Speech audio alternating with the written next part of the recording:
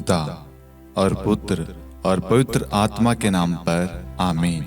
सबों को जय यीशु।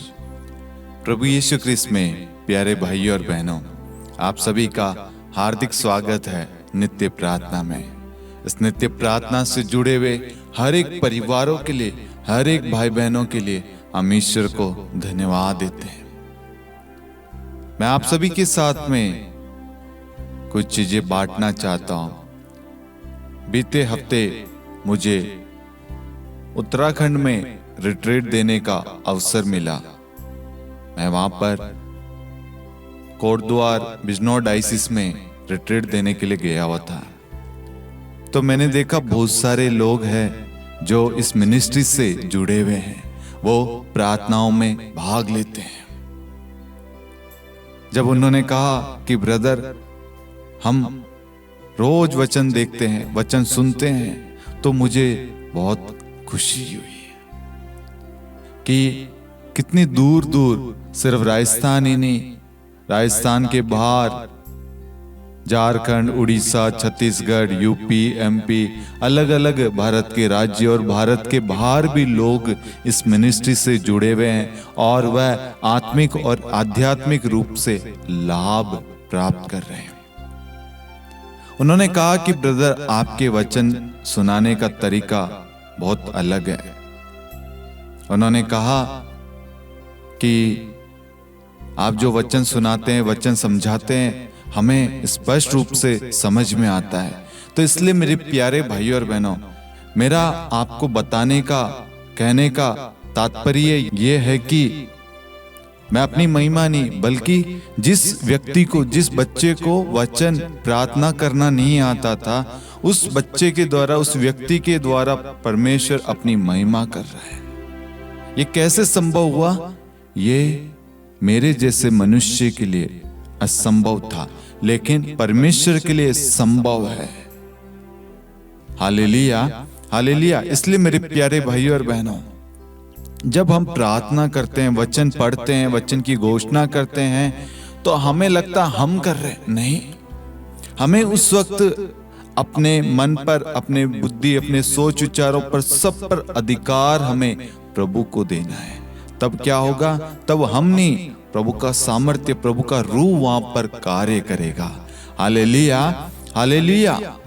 जब हम अपनी बुद्धि, अपने सोच विचारों पर डिपेंड नहीं रहेंगे, उस जगह परमेश्वर के शब्द, परमेश्वर के वाणी पर ध्यान देंगे, तो वहां पर प्रभु कार्य करेगा।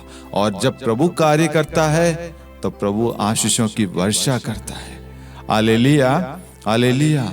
आप जल्दी से इस प्रार्थना के लिंक को अन्य लोगों के साथ भी शेयर करें, ताकि हम सब मिलकर प्रभु के वचन को सुन सके और उसे अपने जीवन में ग्रहण कर सके। Hallelujah, hallelujah.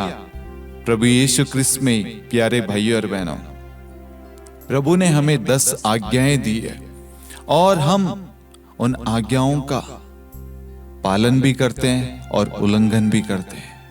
लेकिन अधिकांश व्यक्ति, अधिकांश लोग आज्ञाओं का उल्लंघन करते हैं, तोड़ते हैं।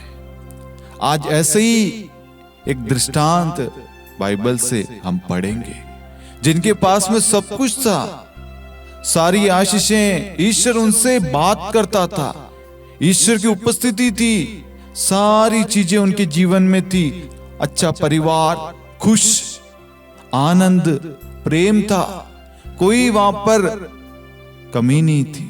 लेकिन प्रलोभन, आज्ञा का उल्लंघन करना उनको कितना भारी पड़ा। हम आज उत्पत्ति ग्रंथ अध्याय 2 वाक्यांश 16 से 17 पढ़ेंगे। वहां पर हम देखते हैं कि प्रभु एक आज्ञा देता, एक आदेश देता है। प्रभु ईश्वर ने मनुष्य को यह आदेश दिया, तुम वाटिका के सभी वृक्षों के फल खा सकते हैं, किंतु भले बुरे के ज्ञान के वृक्ष का फल नहीं खाना, क्योंकि जिस दिन तुम उसका फल खाओगे तुम अवश्य मर जाओगे। Hallelujah, hallelujah. यहां पर प्रभु एक आदेश देता है कहता है कि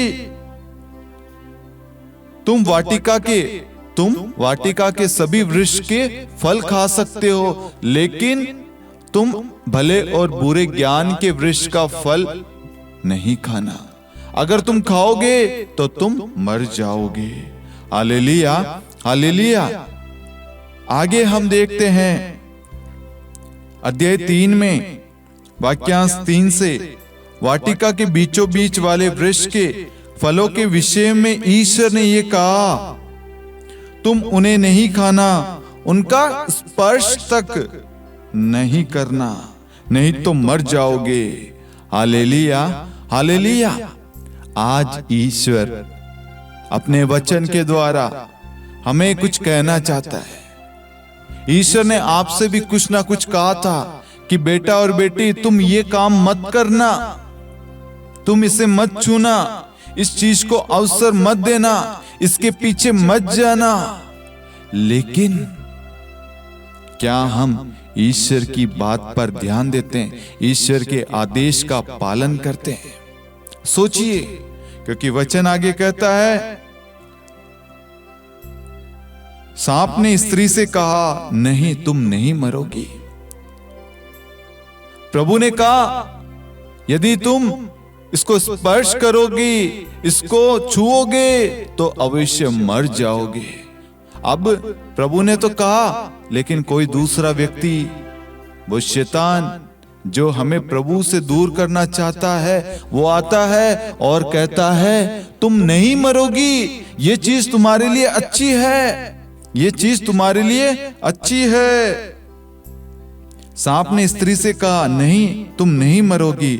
ईश्वर जानता है कि यदि तुम उस वृक्ष का फल खाओगे तो तुम्हारी आंखें खुल जाएगी, तुम्हें भले बुरे का ज्ञान हो जाएगा और इस प्रकार तुम ईश्वर के सदृश बन जाओगे। Hallelujah, hallelujah. शैतान आया, क्या करा? फूट डाल दी, ईश्वर के और आपके बीच में फूट डाल दी। अब स्त्री को लगा कि उस वृक्ष का फल स्वादिष्ट है, वह देखने में सुंदर है, और जब उसके द्वारा ज्ञान प्राप्त होता है तो वह कितना लुभावना है। इसलिए उसने फल तोड़कर खाया। उसने पास खड़े अपने पति को भी उसमें से दिया और उसने भी खाया। तब दोनों की आंखें खुल गई और उन्हें पता चला कि वे नंगे हैं। इसलिए उन्होंने अंजीर के पत्ते जोड़ जोड़कर अपने लिए लंगोट बना लिए। जब दिन की हवा चलने लगी तो पुरुष और उसकी पत्नी को वाटिका में टहलते हुए प्रभु ईश्वर की आवाज सुनाई पड़ी और वह वाटिका के वृक्षों में प्रभु ईश्वर से छिप गए। Hallelujah, hallelujah. प्रभु यीशु क्रिस्त में मेरे प्यारे भाई और बहनों, ईश्वर ने आदम और हेवा को अदम वाटिका में रखा, उनको सब कुछ प्रदान किया। ईश्वर खुद वहां टहलता था, उनसे मिलने आता था, बात करता था, प्रभु की उपस्थिति थी, उनके जीवन में खुशियां थी, आनंद था, सब कुछ अच्छा चल रहा था, किसी चीज की कमी नहीं थी।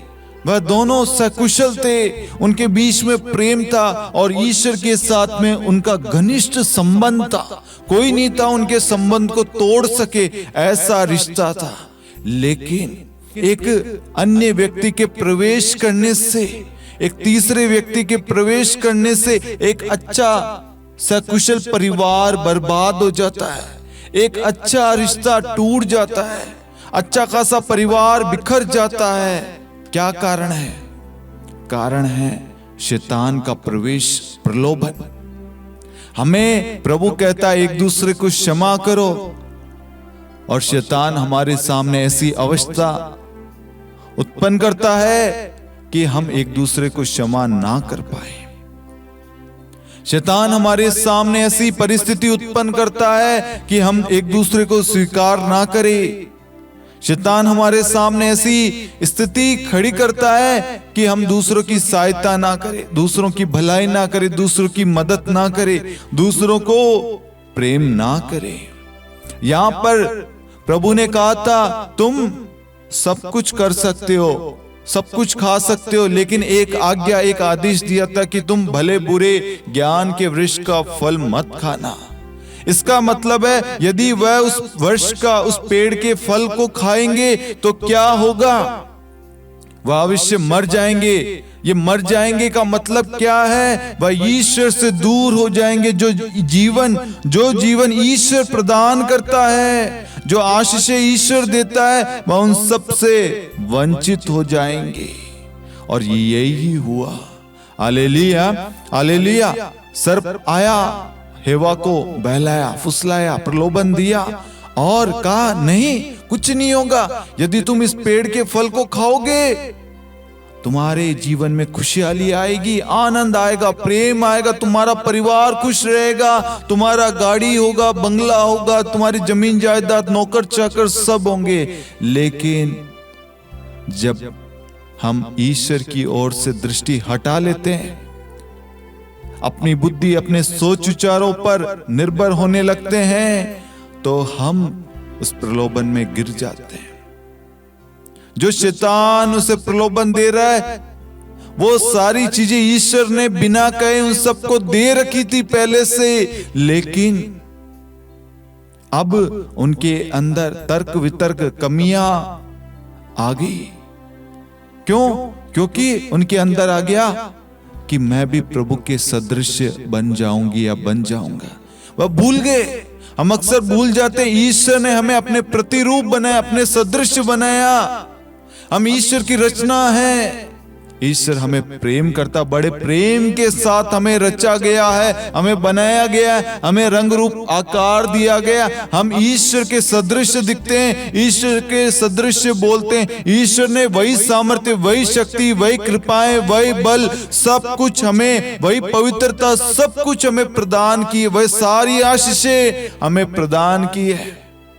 लेकिन हमारे अंदर क्या ईर्ष्या, लालच, कपट, बैर, घृणा, ये सब आ रही है। और हम कहीं ना कहीं पवित्रता, वह ईश्वर की आशीषों से, ईश्वर की कृपाओं से हम वंचित होते जा रहे हैं।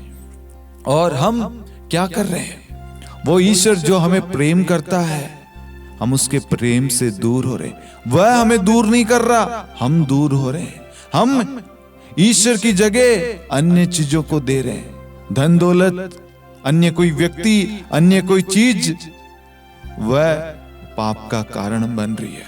आज बहुत सारे परिवार टूटने के पीछे कारण क्या है? पति को लगता है मेरी पत्नी सही नहीं है, वो मुझसे प्यार नहीं करती, इसलिए वह शैतान उसके जीवन में आता है, ये सारे सोच विचार डालता है और उसको कहता है ये पत्नी तेरे लिए लायक नहीं है, ये पत्नी तुझसे प्यार नहीं करती, ये अच्छी नहीं है।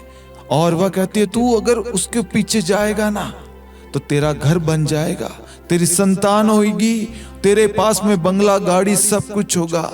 शैतान की उस बातों पर वो पति पड़ जाता है और क्या होता है? उसका सकुशल परिवार जो प्रभु ने जोड़ा था, जिस परिवार को प्रभु ने ब्लेस किया था, वह परिवार टूट जाता है।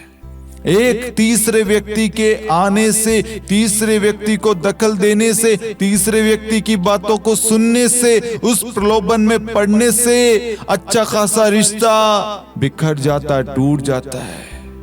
Hallelujah, hallelujah. ऐसे ही पत्नी और पति के बीच में, पत्नी को लगता है मेरा पति का किसी के साथ में रिश्ता है, मेरा पति मुझसे झूठ बोल रहा है, वह किसी और से मिल रहा है, वह किसी और से बात करता है, कोई ना कोई है इसके जीवन में। ये सारे सोच विचार कौन उत्पन्न करता है? ये सारे सोच विचार शैतान आपके अंदर डाल रहा है। आपके पति का रिश्ता किसी से भी नहीं होगा, लेकिन शैतान आपके अंदर शंका उत्पन्न करता है, संदेह उत्पन्न करता है, आपके अंदर ईर्ष्या, बैर, क्रोध उत्पन्न करता है, ताकि आपके घर में क्या हो? लड़ाई हो, क्लेश हो, वाद विवाद हो, आपके परिवार में दरार है, मन मुटाव हो, एक दूसरे से लड़ाई झगड़े करे। और क्या होता है? अंत में आपका परिवार बर्बाद हो जाता है, आपका रिश्ता टूट जाता है। जो रिश्ता ईश्वर ने जोड़ा था उसे मनुष्य ने अलग कर दिया। ऐसे मेरे प्यारे भाइयों और बहनों, बहुत सारे यंग युवा साथी जो आज प्रेम के जाल में फंसे हुए हैं। उनके सामने कोई बहन आती है, उनको लगता है ये सच्चा प्रेम है। अच्छा खासा बेटा, अच्छा खासा भाई या अच्छी खासी बहन, ये कोई भी हो सकता है दोनों साइड से।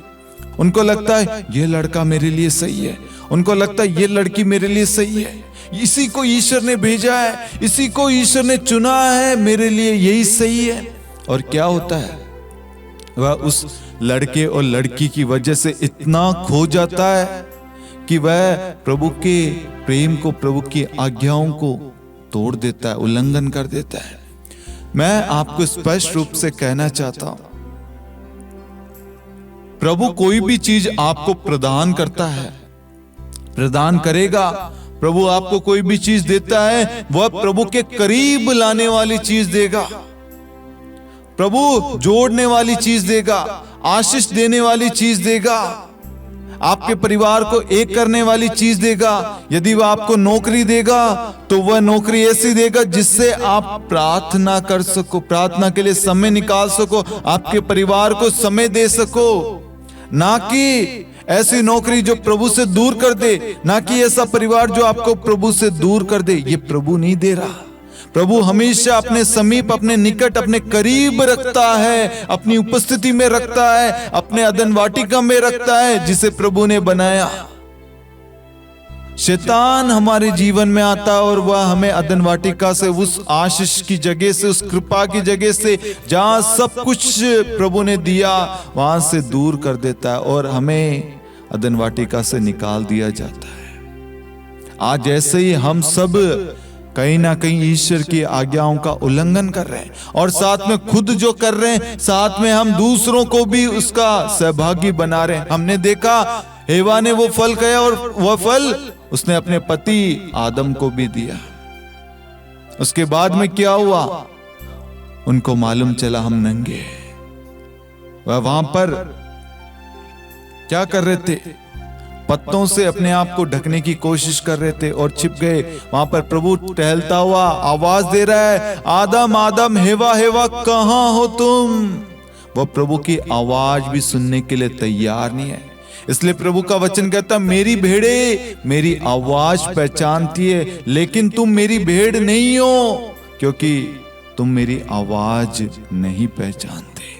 आज यही सवाल आपसे कर रहा है, यदि तुम मेरी भेड़ होती तो तुम मेरी आज्ञाओं का पालन करते। यदि तुम मेरी भेड़ होती तो मेरी आज्ञाओं का उल्लंघन नहीं करते। यदि तुम मेरी भेड़ होती तो वचन का पालन करते और जानते कि मैंने तुम्हारे लिए क्या योजना, क्या प्लान, क्या इच्छा बना रखी है। तुम मेरी भेड़ नहीं हो। ये सवाल आज प्रभु हम सबसे कर रहा है। बहुत सारी चीजें हैं, धन के पीछे हम प्रभु को छोड़ देते हैं, किसी लड़के या लड़की के चक्कर में प्रभु को, परिवार को छोड़ देते हैं, किसी अन्य चीजों के पीछे, शराब, वासना, व्यभिचार के चक्कर में हमें लगता है इनसे खुशियां मिल रही है। ये खुशियां नहीं, ये हमें ईश्वर की आशीषों से, ईश्वर की कृपाओं से हमें दूर कर रही है। Hallelujah, hallelujah. हमारे जीवन में सब कुछ शांति थी, सब कुछ अच्छा चल रहा था, हमारा परिवार प्रार्थना करता था, हमारे घर में एकता थी, भाईचारा था, शांति थी, हमारा परिवार दूसरों की सहायता करता था। मेरे प्यारे भाई और बहनों, आपको समझना है, शैतान हर पल आपके घर में प्रवेश करने के लिए, आपके जीवन में एंट्री लेने के लिए मौका ढूंढ रहा है और उसे हम मौका दे रहे हैं। आज भाई भाई के बीच में, बहन बहन के बीच में, बहन भाई के बीच में, भाई बहन, माता पिता बच्चों के बीच में, परिवार के रिश्तेदारों के बीच में ईर्ष्या, बैर, घृणा, लालच, कपट, क्रोध डाल रहा है। भाई भाई से प्रेम ना करे, भाई बहन से, माता पिता बच्चों से प्रेम बातचीत ना करे, उनके अंदर फूट डाल रहा है, मैं बड़ा, मैं सही, मैं गलत, ये सब कुछ उत्पन्न कर रहा है।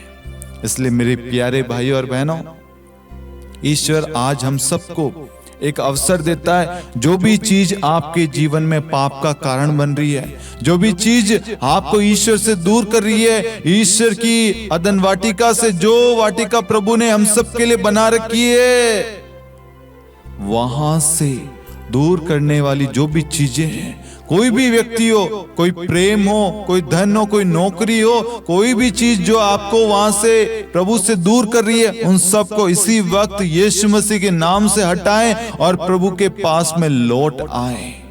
हम देखते हैं मिस्र से इजरायलियों को मुक्ति दिलाकर जब प्रभु ने जो कहा वैसा करते हुए मूसा आगे बढ़ते हैं, उनके सामने लाल समुंदर था और पीछे फिरौन की सेना थी। पीछे जाएं तो मरेंगे, आगे जाएंगे, लेकिन हमें विश्वास की आंख के द्वारा, वचन के द्वारा हमें प्रार्थना करना, वचन के द्वारा देखना है। प्रभु उस वक्त उस लाल सागर को 2 भागों में बांट दिया। अभी आपको लग रहा होगा पीछे वो रिश्ता, वो दलदल, वो पाप, वो कीचड़ है, सामने भी कहां जाऊं, सोच आ रहे हैं, शैतान डाल रहा है, अब तेरा जीवन नहीं बदल सकता, अब तुझे कोई स्वीकार नहीं करेगा, तो कोई तुझे माफ नहीं करेगा, कोई भी तुम्हारे रिश्ते को जोड़ नहीं पाएगा। नहीं, उड़ाव पुत्र का दृष्टांत देखिए, उस पिता ने अपनी बाहें खोली और उसको स्वीकार किया, उसको माफ किया, उसके पापों के अनुसार उसके साथ व्यवहार नहीं किया। आज जब आप पश्चातापी मन से प्रभु के पास में लौटेंगे तो प्रभु आपको अपनी बाहों में लेगा और आपके लिए उस लाल समुद्र को 2 भागों में बांट देगा और आप सकुशल उसको पार करेंगे और आपके जीवन में जो भी अशांति, क्लेश थे, जो भी पाप का कारण था, उन सबको प्रभु क्षण भर में दूर कर देगा। प्रभु आप सबको ब्लेस करना चाहता है, आप सबको पुनः जोड़ना चाहता है, आपके परिवार को आशीष देना चाहता है, लेकिन हम क्या है, प्रभु के वचन पर ध्यान नहीं देते। वचन जब सुनाया जाता है, हमारा ध्यान कहीं और, किचन में, कामकाज में, टीवी में प्लानिंग कर रहे हैं, खेल पे, मोबाइल में, अन्य चीजों में रहता है। इसलिए प्रभु कहता, मेरी भेड़े मेरी आवाज नहीं पहचानती। ये मेरी भेड़ नहीं है, क्योंकि मेरी भेड़ मेरी आवाज जानती है, मैं उन्हें आवाज देता हूं।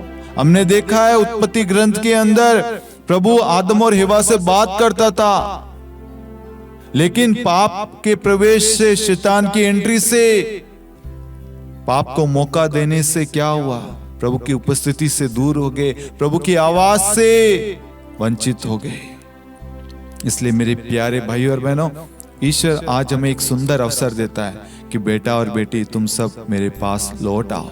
जब हम ईश्वर के पास लौटेंगे, ईश्वर हमारे पापों के अनुसार हमारे साथ व्यवहार नहीं करेगा, वह हमारे पापों को दूर करके हमारे अंदर पवित्रता, प्रेम, दया, सहनशीलता, मेल मिलाप, करुणा भर देगा। Hallelujah, hallelujah.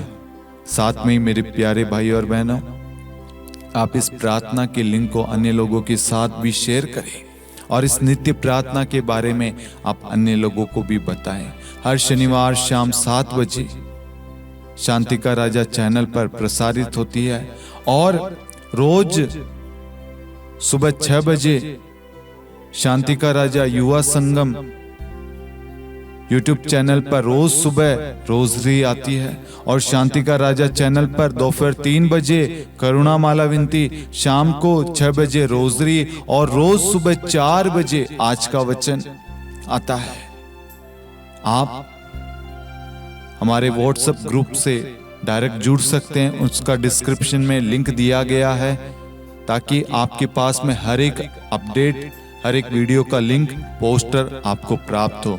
आप इस मिनिस्ट्री से जुड़ सकते हैं, वॉलेंटरी सेवा कर सकते हैं। आप भारत से, भारत के किसी भी राज्य से क्यों ना हो, आप इस प्रार्थना के वीडियो को, इस चैनल में जो भी वीडियो पोस्टर आते हैं, उन सबको अन्य लोगों के साथ शेयर करें और ईश्वर की महिमा करने में, ईश्वर की शांति फैलाने में आप इस मिनिस्ट्री की सहायता कर सकते हैं।